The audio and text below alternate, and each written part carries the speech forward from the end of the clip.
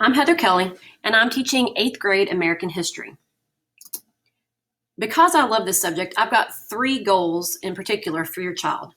First of all, I would love them to just learn about America's past and how it shaped our present, and it is affecting our future as well. Along the way, though, I would like them to love learning about our history.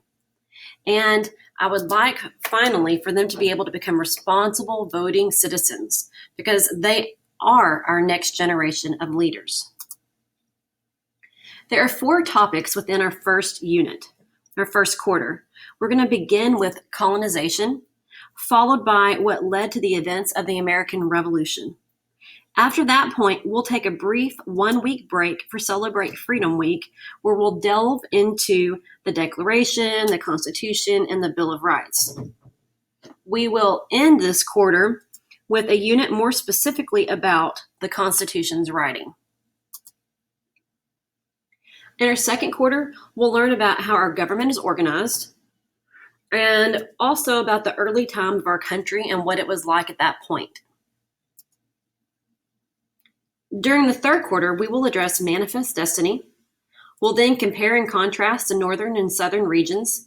And finally, we'll learn about all the different kinds of reforms that America first saw. We will be ending the year with a Civil War unit, followed by the reconstruction of our nation. During this time, we are also going to review for our 8th grade STAR test, which will take place on May 14th. Tutoring is available for anyone. I'll be here every day. They can be here from 7:30 until 8 a.m., Wednesdays during lunch. And also, if they need to stay for after school, I'm fine with that. I just need them to make sure they let me know in advance and that somebody is available to pick them up and take them home. The kinds of things that I happen to expect within my class are to be able to respectfully participate in class discussions. They don't have to agree, but I like them to be able to talk to one another and to listen to what each other is saying. Also, I rarely give homework. If they just do their work in class, then they'll be good. Sometimes, though, if people aren't paying attention or they're trying to talk, they won't get all their work done. So use your time wisely so that you don't have to take it home with you. If a student is absent, their work will be on the very front whiteboard in the hanging red folder. It's just their responsibility to go and get it. Basically, work hard, be kind. That covers everything. Grading policies are the same across the whole campus. So if your minor grade is worth 50%, major grades are worth 50% too.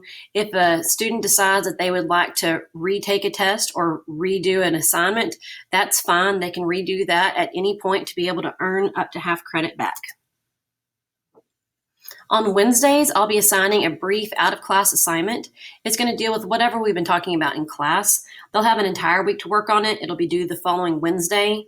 It's not something that we are going to do while we are in class, though. It's something that they need to do on their own. Now, there are several ways that you can help your student. First of all, Quizlet. It's just it's an app. It's also on their computers that they can use their Chromebook for. There's so much vocabulary in 8th grade history that they're going to need some kind of help. If at all possible, this is just a fun, simple way to work on vocabulary, not your basic flashcards. It's just a little bit more fun. Also, check your students' grades often. My daughter ended up having her own passcode forever. I mean, I had it as well, but it was good for her because she ended up self-regulating and she knew when she needed to go talk to a teacher. And so I'm sure your student would appreciate that also. And then just talk to your kid. Talk to them about what's going on in school. Talk to them about what's going on in the world and what things are happening, both in America, but outside of America as well. You may contact me by email, by phone, or if you want to communicate in person, my conference period is between 10 and 10:45. I am really excited about teaching your students this year, and I thank you for the opportunity to serve them.